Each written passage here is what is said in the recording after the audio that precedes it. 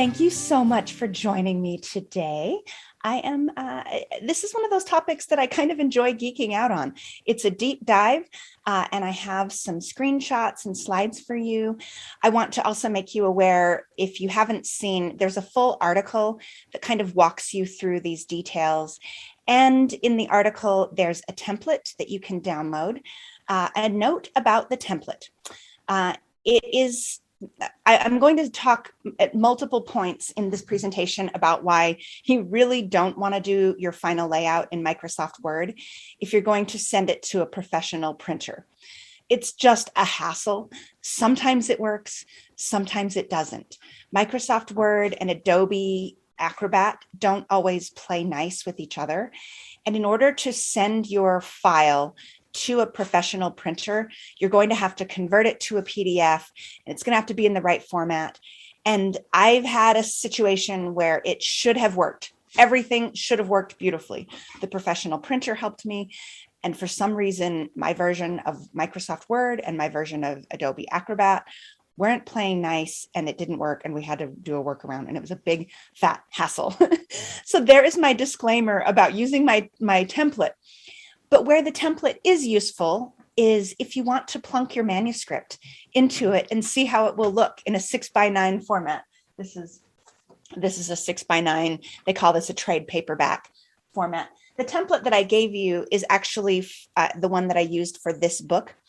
So what's also useful is it has all the settings embedded in it. It has the line spacing that I like, the indentation of every margin of every paragraph. All those things are automatically set up. So you can go in and look at the settings. You can see how it looks. And so it's useful in that regard.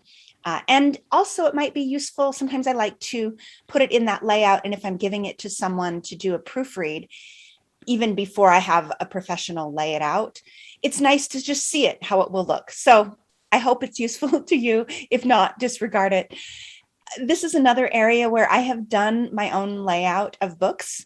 I've done it multiple times. I hope I never have to do it again. I had a client just this last couple of weeks, reach out. His memoir is ready to be published. And he asked me how to do it. And I said, let me give you the name of somebody. I don't want to do it for you. You can't pay me enough. I'm not that good at it. This is one of those areas where a professional can do it so quickly and efficiently and know what they're doing.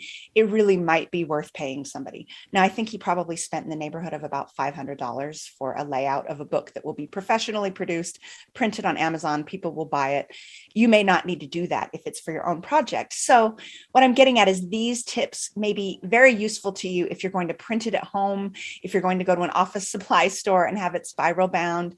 You still want it to look beautiful as you can. And I'm going to tell you different software packages that you can use. So let's start with that. I told you already, I don't recommend using Microsoft Word. You can do it. I've done it. Caveat. Anyway, you get that. Software that you can use and that I have used before.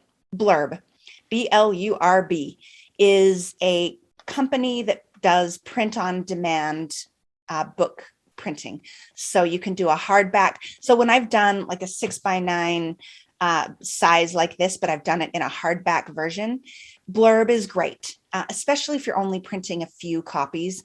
So one project I did was just for a family. It was a small family. We printed like 6 copies. The copies range between $25 and $35 a piece. So they're not cheap. But when you consider you're only doing 5 or 6, that's amazing. You didn't have to print 1,000 to get that price. If you're doing Amazon, you may want to use a different software. But, well, actually, let me backtrack. Blurb has free software called Bookright. It's one word, W-R-I-G-H-T, so B-O-O-K-W-R-I-G-H-T. You can download it for free, and it does all the layout for you. It's for professional layout. I highly recommend using something like Blurb's Bookright. And one of the great things about it is that you can It's free if you want to upload it to Blurb. Obviously, their business model is they make their money on you using their printing services. But if you want to export the file to any printer, I think they have a fee of, last time I checked, it was in the neighborhood of like $10 or $15. So you just pay the fee and then you get a file that you can export to any printer of your choosing. That could be Amazon, it could be a local printer, it could be anything you want. So I think that's a good option. That I've also done layouts in Shutterfly. I know other people use Walgreens. I've done layouts that include pictures and they're full color hardback books.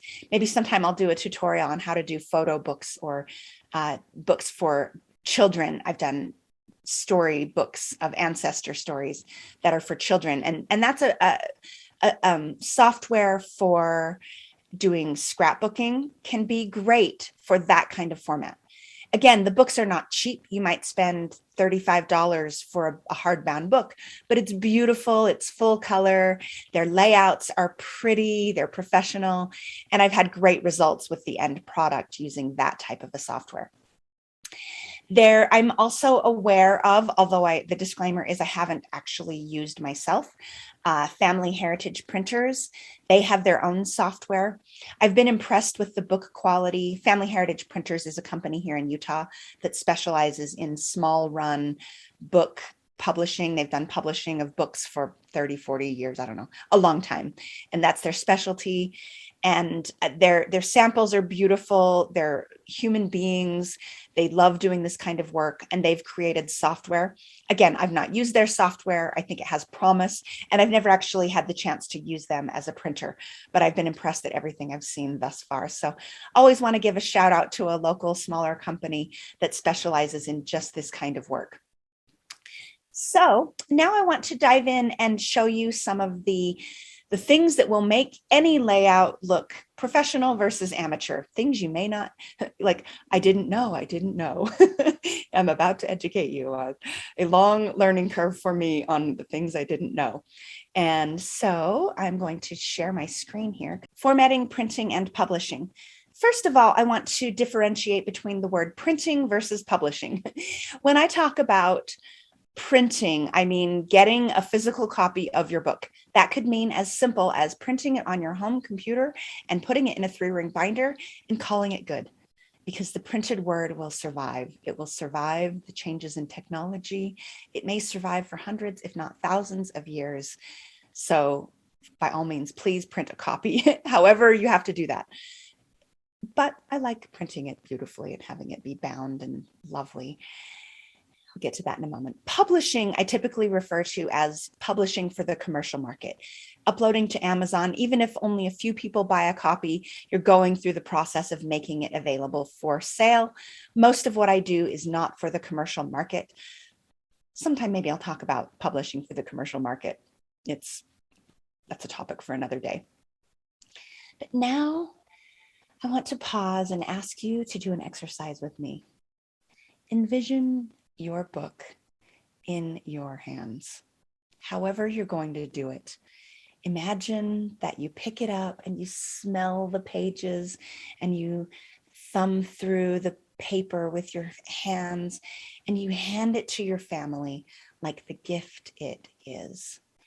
And the reason I'm showing this picture is that in an early project I did for a client, I asked him what he envisioned for the final project. And he said, oh, it's fine if you just put it in a 3-ring binder. And I had thought we might do that. And then I had a chat with my husband and he said, you are not going to hand this man his life story, like throw it across the table. Here you go. Here's your life story in a 3-ring binder. We are not going to do that. It is a gift. His life story is a treasure and it's important and we should package it so it's the beautiful, wonderful thing it is. And you know what? My husband was right. He likes it when I use those words. Honey, you're right. Music to our ears. So that's what we did. We laid it out and we used Blurb. This is the actual project. I didn't tell my client this is what he was getting. I didn't charge him extra for it. I simply did the work and I wrapped it beautifully in tissue paper and ribbon. And underneath you can see David Young life story. And I said, here is your gift, David. I love you. I love your story. and I want you to have this. And so that's what we did. And I want you to envision that moment when it's in your hands. So again, we talk about publishing for market as opposed to printing to get your book in hand. If you're doing family history, there are style guides, by the way. I didn't know this. This is one of those things. Oh, I didn't know. Because most of what I do are these kind of 6x9 books. They read like a novel, and that's more of a memoir style or a life story, biography style. But if you're doing family history, there are two official style guides, Ann and Toffel and Register Styles. I'm not going to do a deep dive on those. There is a wonderful Roots Tech presentation that's still live from, I think this was 2020, could have been 2020, 2019. I should have included the link here. I forgot to look that up. But she goes through what the formats are for Ann and Toffel and Register Styles. It would be worth looking up if you're doing a family history as opposed to a biography or life story. So printing options, you can do it at home. You can take it to an office supply store. There are print-on-demand companies like Blurb, Lulu, BookBaby, Amazon. You can do photo books. You can use one of the heritage printers. Software, I mentioned, Blurb, Bookwrite. Kindle also has, this is Amazon's division of printing. They also have software. It's been a few years since I've published through Amazon. And when I did my layout for my life story books, my storyboard booklets. I did these in InDesign. As a note, InDesign is the industry standard. This is what the professionals use. This is the high-end sort of gold standard. The learning curve is a beast. I hope I never have to touch InDesign again. I've done it myself. I've used InDesign through the years, but it's not my favorite thing in the world because I'm not a professional layout person. So print on demand, as a note, Amazon, if you're going to print your book through Amazon or publish it through Amazon, you can buy your own book for as low as $2.15 a copy for a black and white book at 100 pages. That is mind-boggling, guys. The fact that you can print one copy for $2 of your book is incredible. I've quoted prices in this presentation of $15, well, not 15, like $20 to $35 for a single copy of a hardbound book. That's through Blurb or some of these other services. But if you do the work to go through Amazon's process, your cost is $2. So let's say you're doing a family story and you have a large extended family. Maybe you've got 100 cousins and you want to make copies available to everyone, or you want to bring copies. Maybe you're giving Christmas gifts and you need a bunch of them and you want to keep the cost down. Your very best option is going to be Amazon, bar none. No one else can touch their pricing. They're amazing for that regard. So now to get to the nitty gritty of the topic today, formatting. On the left-hand side, you'll see that article link that walks you through all of this. But here are a few things that you want to keep in mind to make your layout pretty. The first thing is that you want to indent every new paragraph. And you want to do this, I beg of you, because I've made this mistake myself and had to have a layout person tell me, stop using the tab key. Do not create your indentation with the tab key. Why? Because the professional layout person is going to have to manually delete every one of those. So you need to spend a few minutes right now if you're creating your book layout, like in Microsoft Word or a Google Doc, set up the layout to automatically do indentation at either 0.5 inch margin, not margins, but indentation, or 0.3. Have it do it automatically. And then also, you want to have no extra line between paragraphs. So here on the left, you see the indentation. Here, I want to show you there's no extra hard return between these. You do a manual hard return, and then there's no extra space here. It's just nice and clean, not a lot of extra spacing. Another note you may or may not know is that if you are using dialogue should appear on a new line. So a quote down here, you will indent once, and each new person, every time a new person speaks, it gets its own line and it's indented. So once you set up your formatting, every paragraph will be automatically formatted in this way, but each new quote of dialogue should not be embedded in the middle of a paragraph. It should be on its own line. So those are 3 quick notes. Something else. You want to have a header on the left-hand side on every page of your book. So this is, you can have it be like on the right-hand side. I usually do the name of the book. So it would say, remember when, and that would be on the right-hand side. On the left-hand side, you would have like the authors. So this is an automatic formatting thing. So in the template that I've given you, this is automatically embedded. All you have to do is go into the settings and change it to be your own book name. And you want to not have a heading on each new chapter. And I can tell you, this is one of those big fat hassle things to do in Microsoft Word. So in that template that I've given you, I've created new sections, and each new section, each new chapter does not have a header. So what you can do in my template is you can copy and paste your chapters right in here, and then you won't have to manually go in and set up the sections. This took me a lot of time to do, manually, one section at a time. It also took me some time to figure out how to do. So another reason why my little template is handy. Oh, this one is so important. And I have a secret. I'm going to tell you my confession time. My first book, this is one of those things I didn't know. My mother's book has a ragged right, not justified.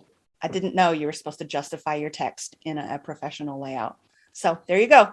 Now you know that my first book was self-published amateur. I'm since better at that. So my second published book, Norma Cures, has a nice justification. One of the things I like to do is, I don't like a ton of hyphenations. You can set it up to either hyphenate everything, or you can uncheck that box in Microsoft Word so that it doesn't have any hyphenation. I'll often leave the hyphenation box, the box checked so it hyphenates, but then I'll go through manually on every page and eliminate any that I think are awkward. I just want it to be pretty, and I don't want too many hyphenations. Some is okay, like I've got this one here, but others I manually delete. So there's another tip: justify your text. Also, this one is a big one. People often ask, where should I put the photos inside my book? If you're doing a big format print, so you're going to spend the money to do a hardback book and you have the space, by all means, if you want to put the photos in line with the text, so in other words, you put the photos in the story where they go. I mean, that's everyone's sort of first inclination. I want the pictures to go along with that part of the story. But there are some reasons not to do that. One reason why not to put the pictures laid out in the story is it's a big, fat, giant hassle. And so you can save yourself some time layout wise by just putting them all in a section in the middle of the book. So this is Norma Cures' book, and I did this the same way with my mother's book, and it's pretty much what I recommend for everyone to do. Just make a section in the middle of the book where all the photos go. It's easier. It doesn't break up the flow of the book.